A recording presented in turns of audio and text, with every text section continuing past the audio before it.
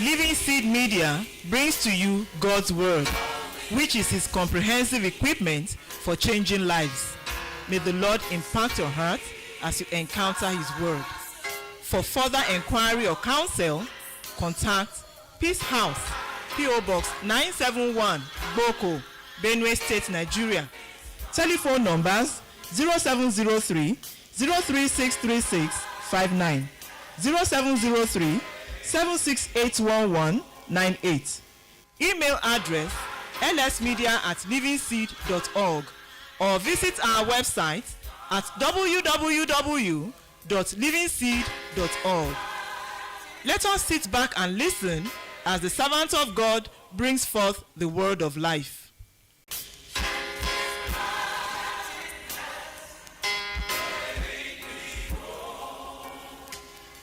We're looking at community health system strengthening. And our first topic will be models for community health systems. Models for community health systems. Our speaker is Professor Chima Onoka, who is a community physician and a health system economist. He holds a PhD in health systems economics from University of London. Currently, he works as the commissioner on the Gates-funded Lancet Commission, working to promote recommendations to low and middle-income countries on how to reform the financing of their primary health care system. He also works as the Chief Executive Officer of CMDA Nigeria. So we want to welcome our brother, Professor Chima. It's such a, privilege and a wonderful thing to have been here. It is a miracle, when you have miracles that even when you didn't look forward to them for one reason or the other, God just does the miracle. And then, it is obvious what He wants to do. So we are going to speak about models for community health systems. And when we started, there were many things that, that the Lord spoke to us about. And today He has loaded a lot of other things. There was joy in my heart. I was just singing when I heard the testimonies, listen to all the testimonies from BMC. They ministered to me very directly, and I saw that, look, God is doing amazing things. Now, while we go about this, all that we're doing, yesterday I mentioned three things: that we've had a crisis linked to COVID. We also have all kinds of crises in the sector. And then that also have a timed period. All of us, some people are at different stages, but one day we will exit. But then this decade is very important and very important for us. God has been pushing and speaking about many things, and the people He needs are right kind of people who are battle axes. So the sector is exactly what we are seeing. Ask somebody about the problem in the health sector in Nigeria. It is like an elephant. Am I correct? It's like an elephant. It's hard to know where to begin. It's like having to eat an elephant. Where will you start from?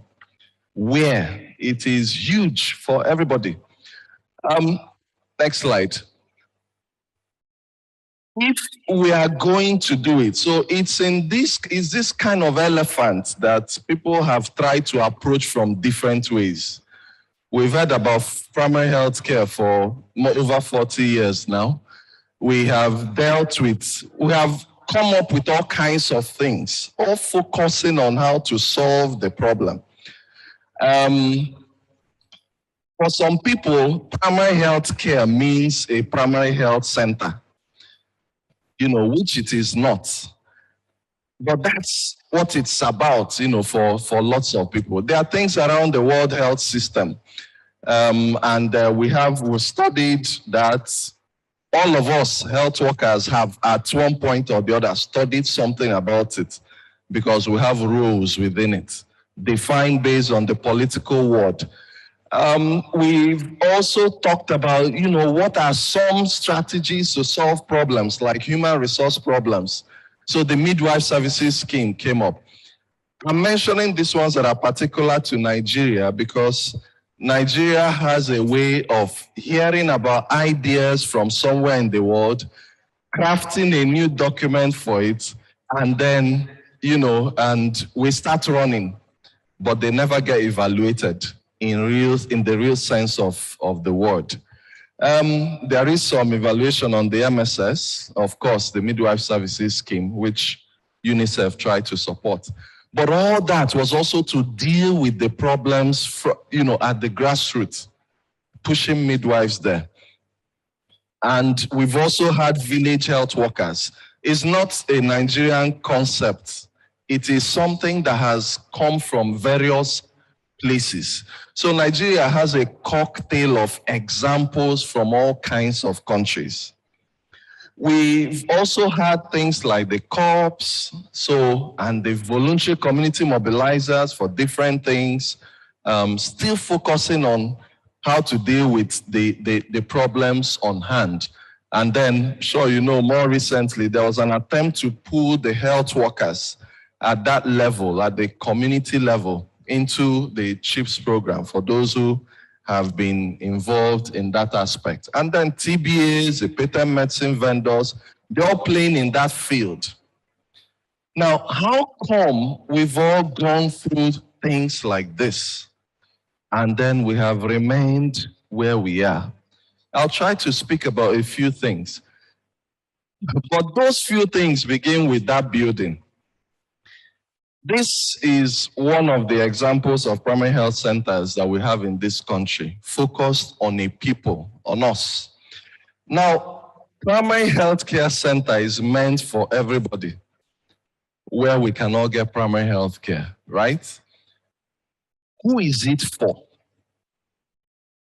Why is it there? Next slide.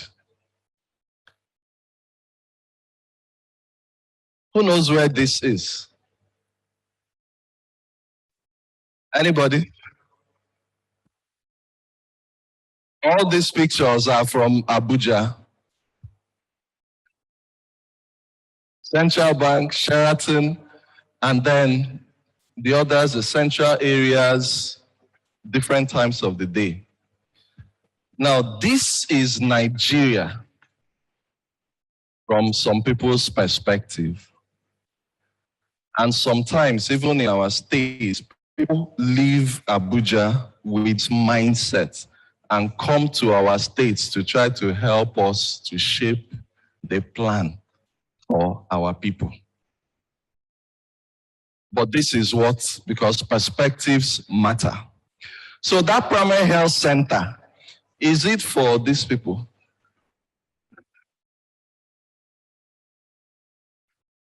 Next slide. Okay, it's for these people in this other slide. Now, this is also a, in fact, locations are within 30 minutes from the city center. These locations are within 30 minutes. And 30 minutes means a lot of people live beyond 30 minutes from the center, depending on the time of the day. But within 15, 30 minutes, you'll find all of these places. Now, you see, the problem is that people that live in that first picture, a lot of those that work for them, nannies, drivers, that come to their homes every day, come from these places. So, if there is any problem, if the country is not designed to serve these people, Abuja, even Aso Rock, is not safe. There is nothing like managing a pandemic when you have this kind of thing. Managing an epidemic, there isn't. So if people that are here are not taught about, we can't really move forward. And thinking about them means many things. Next slide, please. We also have this group in nearly every state and the FCT now. Riders that a lot of the bikes have no number. There's no identity. There's no identity. Now, why am I raising this? It appears that we have policies and plans that are meant for people that are really not Nigerians. In fact, that first picture, when people there have problems, they find their way how to solve a problem.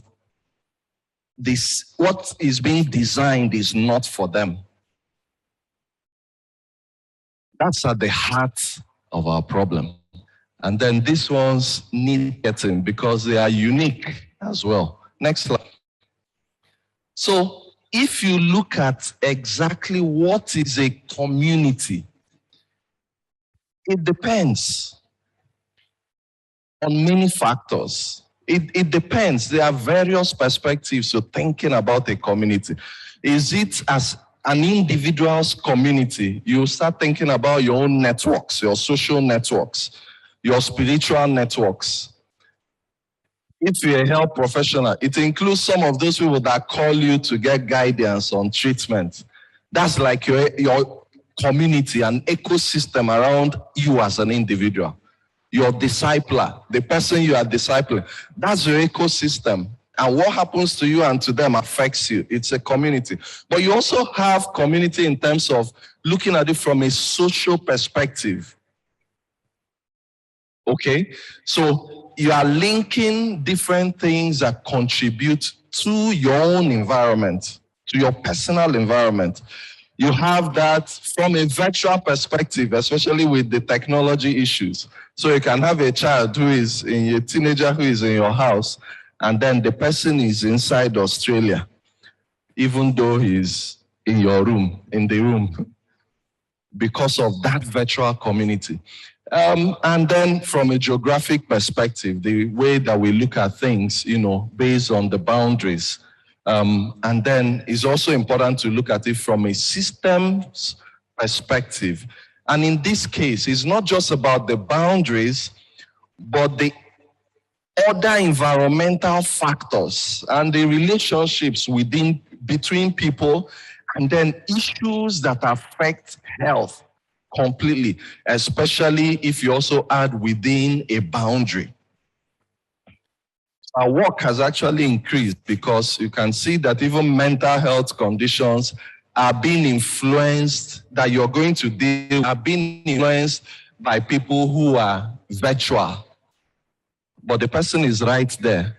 And the person's health is dependent on things that are happening from Japan. We have to make plans and arrangements for that.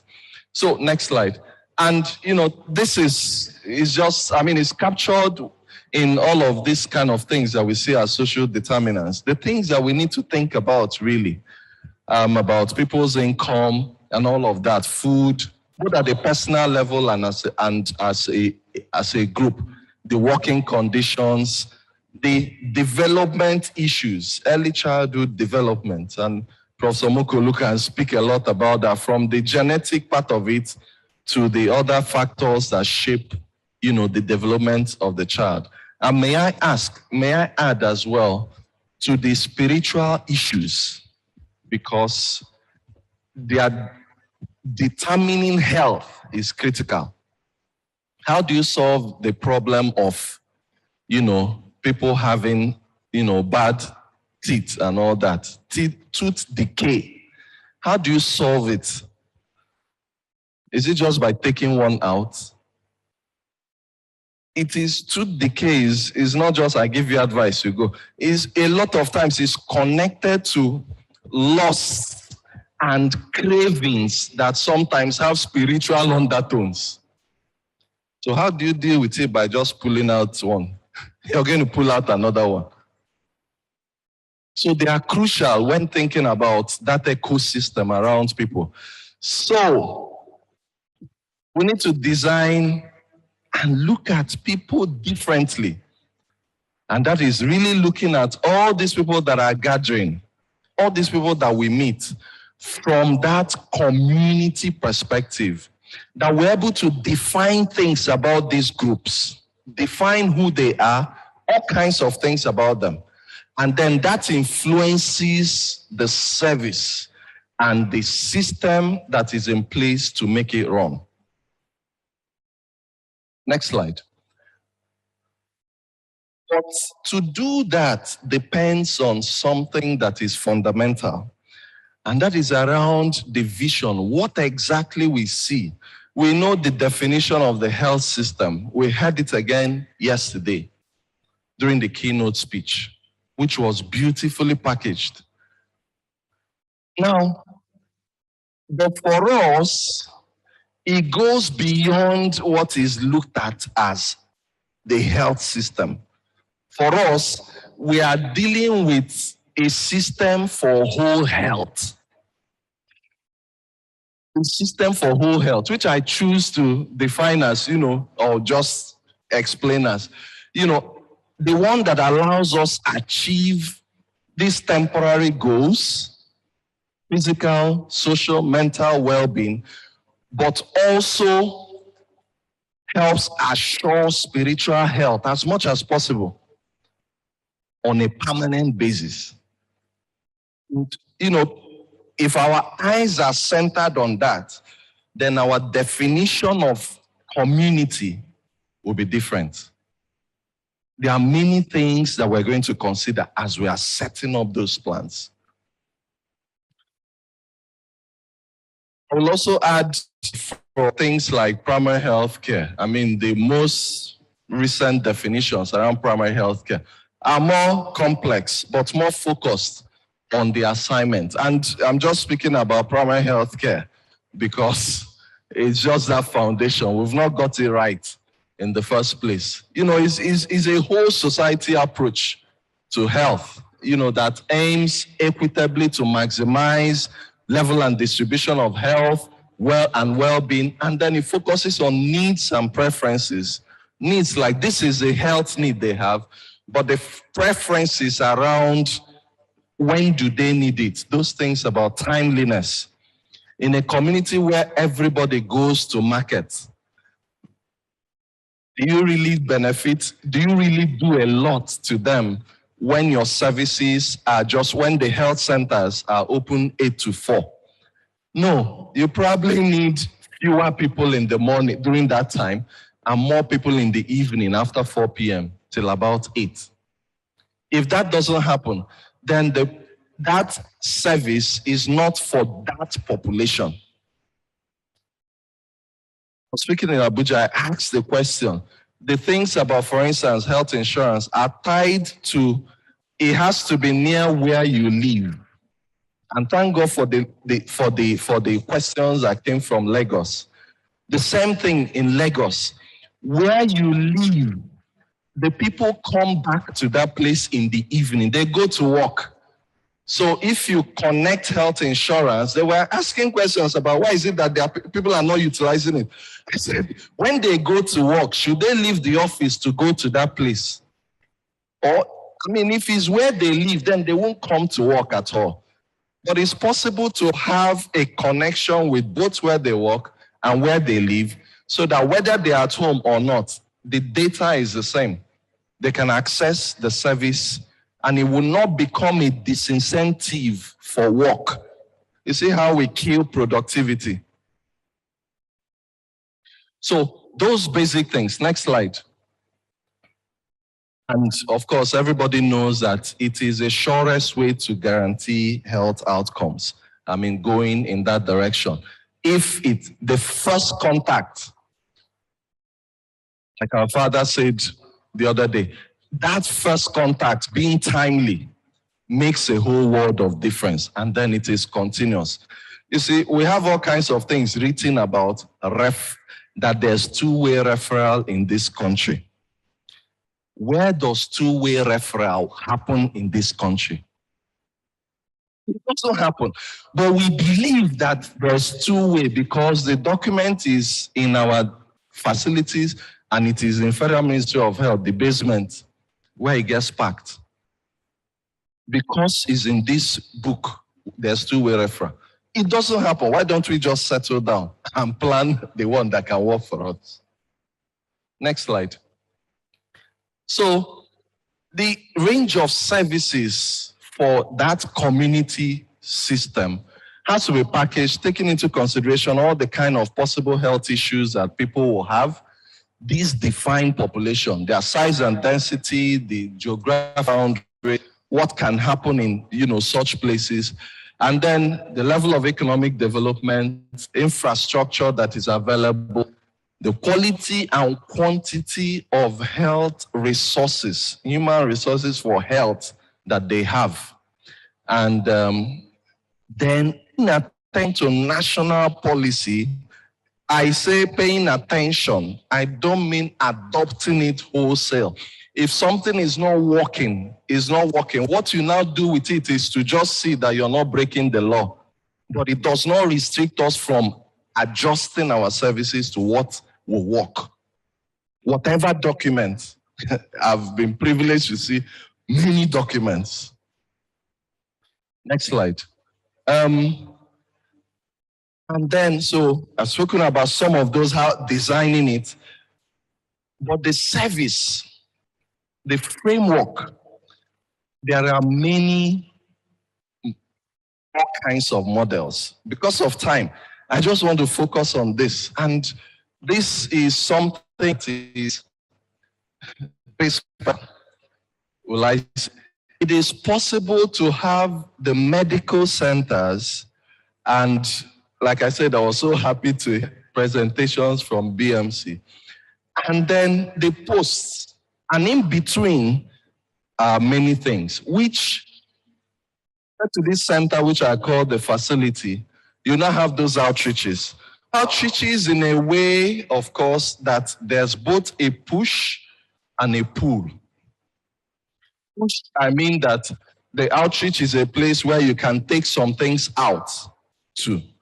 And pull, meaning that from that location of that outreach, that there are specific problems that you can bring back to the natural place.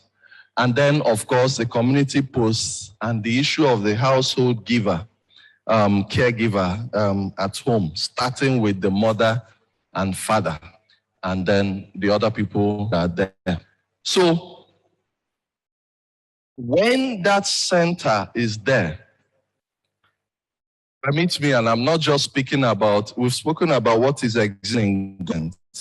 I'm speaking about everything and how we can also push things to implement. So ultimately, you have real networking disuse reasons that include personnel support to real data that can be used for action. And personnel support, I mean, it is possible that when we build things, the kind of things that, I imagine from all of our lives, that just the way we have BMC, that it's possible that that network is the one that has a radiographer, or let me say, a histopathologist that will analyze the results. But in these places, there's somebody that can at least make the slide and upload. And that person who is at the center there is committed to analyzing it, or is a pool of people who will do an analysis. They've committed their time to it. They are doing something wherever they are, but they are part of that network that they sign up to it.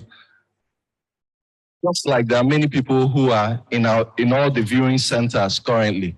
There are many of you that have the capacity and the potential to be doing certain kinds of analysis for BMC and other similar places. That can be a better use of time while you're doing other things. It's a contribution because we know the challenges around those things. It's the same thing for any of all the areas. But that's the kind of thing that happens with that network. Next slide. And I also mentioned the community centers, but community centers as well, in a way that if somebody registers for healthcare at a health post, now that's where it now differs from the kind of thing is different as well from what you have in government. The person does not have to go and do another registration at the center. The person has already registered, whatever that is for. And if the person work catches him at a place other than that primary place, he is able to go to this center and also have it. And let's not just think that these are highfalutin. Even the smallest practices and groups can set it up. And then those places are places that health is only a lead factor. Every other thing can happen. People can find opportunities to express the visions in their hearts in all kinds of ways and find expression. I mean, if children are gathering in some places because they are coming with antenatal, that's already a group where children can be raised. For the person who feels that his burden has to do with raising children. Next slide. Beyond the community part is what I would say as the broader community network, because it is important that those systems are supported. So this is a broader system of support, a network around it, which includes people that can do one thing or the other from anywhere. We've talked about the services, the resources for training as well. Some people can sign up that for BMC and other places, your interest is just some of the things that are being talked about, like training mothers, training some other people, training some community health workers, that you are available as well to provide training. Our brother that spoke at the that spoke about diabetes part was so practical. I was so excited. That is a teacher, complete holistic teacher. He can teach even babies. So that network, we can all be part of it. And it's the kind of thing that will drive a lot of real changes. Data as well, we do need it very seriously. And then I've talked about the health facility network aspect. And then a network of pioneers and leaders, people who really feel they can do something about it. And when that happens, and our father spoke about it earlier as well, people who are ready to multiply models, people who are ready to run with models. And we've seen a typical one here in BMC. Such networks, and the Lord will help us. Then support teams that are everywhere as well. Next slide. I'll try to put this together. So some of the steps are, of course, beginning by knowing our community and engaging with them on what's best. We can't run away from that if we are looking at things from a community perspective. And then having a comprehensive plan that deals especially with contingencies. Those who are wise make arrangements for their weaknesses. I mean, I personally, when I'm trying to engage people, I don't, for certain things like research, it's people that don't understand it that will go, and a doctor will carry 3 other doctors, the same department, and load in the same research. That's not how we do it.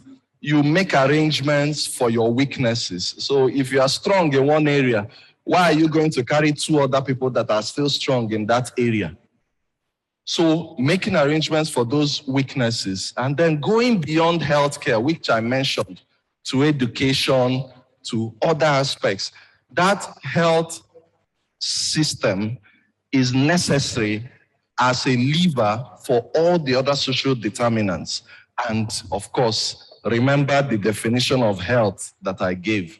It's a lever. It's a lever for that complete vision about the health system. And finally on that list, giving feedback.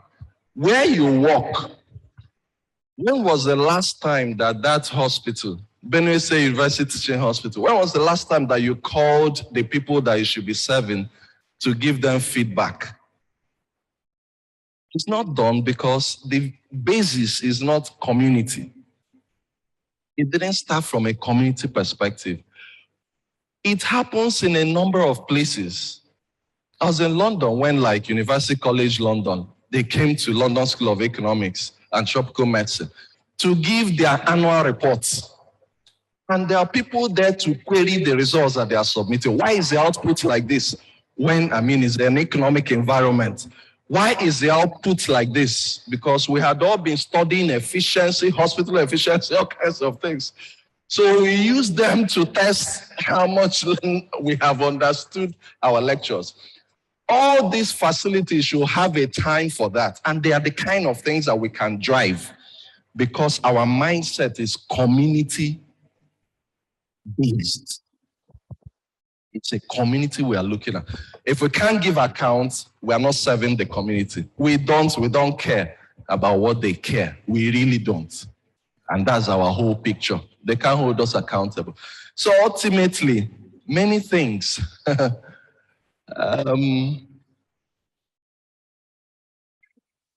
You'll be wondering why this horse is still sitting down. It's still standing there. Maybe it was tied to this pillar for weeks. And when they removed the pillar and put it on the chair, it still felt that it's still there. We can't change anything except that paradigm shift is first from our minds, about our minds. We can't. And that's why, I want to repeat that scripture again in Romans 12, verse 2. It says, let's not be conformed. Let's not be thinking that the solutions or ways of solving things are the same as what we see when we gather together with all our colleagues. No, there is something unique about the people that are carrying the Holy Ghost. If it doesn't come from them, praise the Lord. You see, like this strike that is going on. So people wake up. I said, look, that they've exhausted all the. I said, what do you mean exhausted all the plans? Where are the ones that came when brethren sat together? That will keep insisting that is a sword that has to be used to kill Goliath. There is a stone somewhere. I believe it. It can't just be the sword. The sword can be useful. There is a stone somewhere. Even if I don't see it today, what I will not do is to believe that there's no stone. There is a stone. There's something unique when brethren gather together in unity. So let God transform us. That verse. Let God transform us, transform you into a new person by changing the way you think. Then shall we know his will, and then also know how good and pleasant and perfect it is. If that doesn't happen, we cannot understand and appreciate how good and perfect and pleasant it is. We can't. So we need a paradigm shift, like I've also mentioned, from just thinking about health system to a whole health system as what is driving us for setting up systems. And the next slide. And from hospital mindset, we've been framed with a hospital mind. And that hospital mindset It's like you're sitting down here for people to come. I open a hospital and I'm just waiting for people to come and see me. That's the mindset. That's what I call the hospital mindset. To the community-oriented one, where we actually we take first steps to get to know the community. We are struck with the hospital mindset of waiting for people instead of going to them, or having people at our mercy rather than seeing that we are sent to them. You see, this issue of sending is the same problem that is happening with, all of the mobility that is happening. So somebody is in what do you call it, Aba, and he feels he just has to move to Lagos for better conditions. That person's head is wired that it is conditions that make things work. No, it is first of all whether there is a call from Macedonia. I am sent to people. So my just waking up and saying, okay, I'll move my practice from Aba to Lagos and I'll be doing well, is missing the point that people are sent because there's a community that they need to serve, that God is sending them to. And then, that their views don't matter, and the issue of professionals at work rather than a people serving a community like we heard about BMC. Next slide. So eating the elephant is a community affair. So basically, if you look at your problem and your plan was initially to go to hunt a squirrel, and you step out and you realize that that forest is elephants that are inside there, the first thing you do, if you are wise, is to go back and find your community and find the people we've been discipling and find the people that we understand each other well before going back to that place. And then other things follow from there. It's a community that can eat an elephant. But please don't eat an elephant. There are not many that are left in our world now. Next slide, I think. So that community approach really makes us to think about work as a call, and then the services that are needed. It's a comprehensive range. And, we need to have courageous plans, as I'm sure that's what is happening like in BMC here, and it can happen for wherever you are, to think about the community from that holistic perspective, as if I am the only one, as if this is the only facility in Boko. This is the only facility in Lagos. And I am working with that mindset, and I'm designing the community plan based on that, especially once I define the geographic area that I want to reach. I'm working with that mindset that this is the only one. There can be others, but this, my own, is the only one. And then I make plans for that. We are the government. There is no government that we can talk about, because the right to governance, to being government, is a right that in real terms belongs to us. So we're actually superior governments in those communities that we are looking at. We're actually superior governments, and God will help us. And if we're going to do that, really engage with it, brethren, some of those things that we have heard, many things, here are things that must be fundamental. Like seeing the place as government, it means that we also need leaders. And every one of us is called to be the leader for change. And things that we have heard, remember when our father shared things about the leader, he mentioned 5 things that have always stuck in my head. The resourcefulness of a leader, the resilience of a leader, the resoluteness of a leader, the relentlessness of a leader, and then the responsibility for leadership. Probably had those 5 points. And They are the kind of things that are needed in times like this to engage communities and to bring about change. And then I want to end by saying that at the end of the whole thing, let's remember that nothing is impossible with God. Emmanuel, we made contact with him early this year in one of those areas that I'm talking about in Abuja, those slum areas, those pictures that we saw.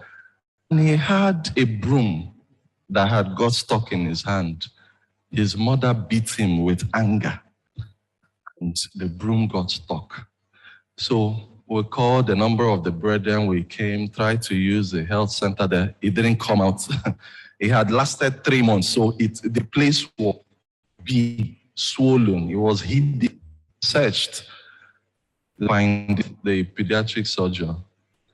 Then we now went to the hospital. After that search, this boy was going. And his brother had died before. He was the only son of the parents left. And the father, I even went to the house. The father was, the way he was looking at the man, knew that if this boy died, that man will kill that woman. They now say that at one of the hospitals, 3 hospitals in Abuja, we needed to pay like 100,000 for the next, if they are going to touch him, for this broom. We went, spent on investigations, it was located. Then the night before the thing, we have been praying, Lord, this money can be invested on something. The night before, popped up. It was pulled out. That was it. God is still working miracles. And if we go from a community perspective that understands our limitations in the places we work, and some of these people that we drive away that can't pay, there are things that God can do when we trust him, because he knows that the resources for that one is not there. He will make a way. God bless you.